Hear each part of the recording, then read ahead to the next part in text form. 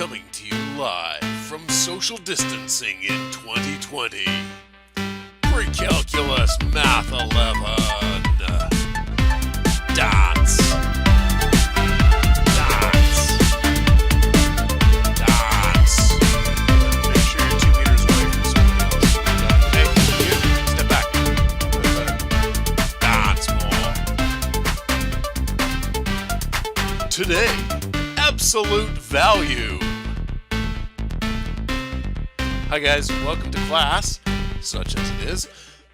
Today I want to discuss a concept that you're probably already somewhat familiar with from science and from our conversations in class. I know I've certainly hinted at it a few times. Today we'll dive in. Absolute value. The absolute value of a number is its size, or its magnitude. The question is, how big is this number? Or how far away is this number from zero on the number line? That is its absolute value. Here's an example of how you already know something about this. You know, I put $100 into an RRSP back in February, and today that investment is now worth about $60. So how much has the value of my investment changed by? Well, $40. I mean, technically it's negative 40, but we all just say 40. And that's absolute value. We strip off the sign indicating whether it's growing or shrinking, and we just state its magnitude. The way that we write absolute value is with these tall straight brackets like this. So we would say that negative 10, the absolute value of it, is 10. And also, of course, the absolute value of 10 is 10. To go back to the investment idea from earlier, we could say the change in the investment is the absolute value of 60 minus 100, which is, of course, the absolute value of negative 40, which is 40. And you could do it in the other order around. You could say absolute value of 100 minus 60 is absolute value of 40. The change in the account is 40. Now, because these are brackets, we can do a bunch of things with them just like we would have done with order of operations back in grade 8. Now be careful also that when you write these brackets that you write them kind of extra tall compared to your digits so that you don't confuse them for a 1. All right, so let's look at doing some order of operations questions with absolute values. So a simple way of explaining absolute value is to say that these brackets just take whatever is inside and makes that result positive. It isn't quite true. It's not actually making it positive. It's just not recognizing that there's a difference between negative 10 and positive 10. It's just saying what's the size of those numbers and calling it 10. Of course, we use positives in that sort of neutral sense as well. But really, when we've taken the absolute value, we are stripping off the sign and just looking at its magnitude. Absolute value of 4 minus the absolute value of 6. So what we would have here would be, well, the absolute value of 4 is 4 minus the absolute value of 6, which is 6. Notice it doesn't change that subtraction into a positive, into an addition, because that's not what we're being asked to do here, right? We are saying take the absolute value of this number and subtract the absolute value of this other number, which gives us negative 2. So one myth is that some people think you cannot have negatives with absolute values. You can end up with a negative result, even though it's an absolute value question. So myth, no negative results.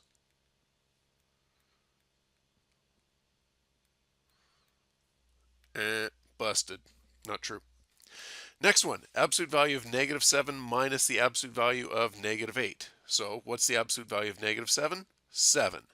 Minus, what's the absolute value of negative 8? 8. 7 minus 8, negative 1. So there again, we have another question where we get a negative result, even though there were absolute values here. Let's scroll on to the next one here. Negative 3 times the absolute value of negative 4 plus 5 times the absolute value of 2 minus 5. These are just brackets. So we have negative 3 times, what's the absolute value of negative 4? 4. Plus 5 times, what's the absolute value of 2 minus 5? Well, 2 minus 5 is negative 3. Absolute value of negative 3 is 3, so we just have 5 times 3. Negative 3 times 4 is negative 12, plus 15. Negative 12 plus 15. Hey, this time we get a positive result. It is 3. And our last example here, scroll down a little more. Absolute value of 3 minus 2 minus 6 squared plus 2. So just like brackets, we always start inside the innermost brackets. These are just a special type of bracket, so they behave the same way. This is 3 minus. Okay, we need to do 2 minus 6, which is, of course, negative 4, and we're going to square that, and then add 2, and then absolute value at the end.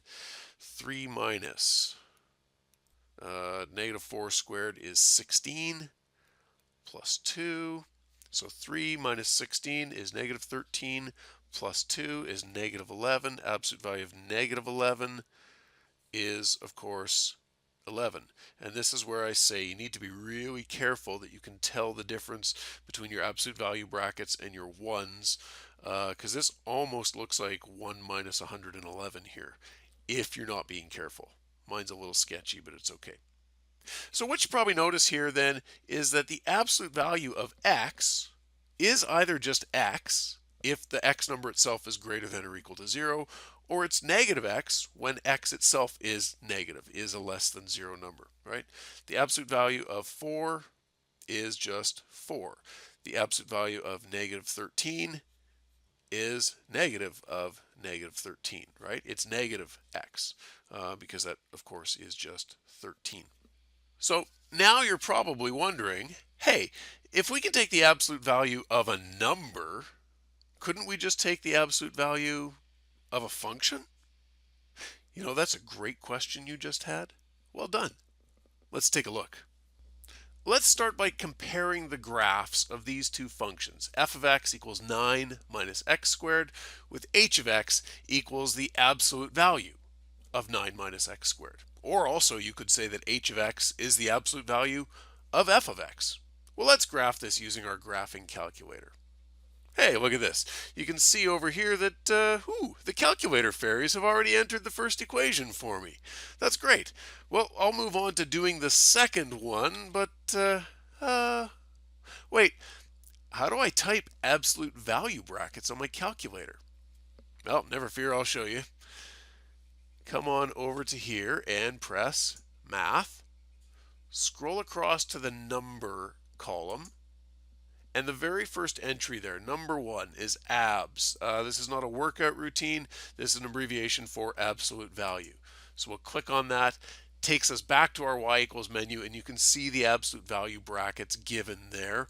So we want to do the absolute value of 9 minus x squared. And let's graph that and take a look. So we know what 9 minus x squared looked like already. Look at the absolute value. What you probably notice is that the absolute value of a function changes all the negative y values, the output of the function, into positive numbers. It's like a partial reflection across the x-axis. All of the parts that were below the x-axis are bounced up onto the positive side, kind of like a one-way mirror. Well, let's try another one now. Y equals the absolute value of 2x minus 6. We're familiar with doing it on the TI calculator, so let's pop over to Desmos and let's have a look at how this would go in Desmos. So we can type this in here.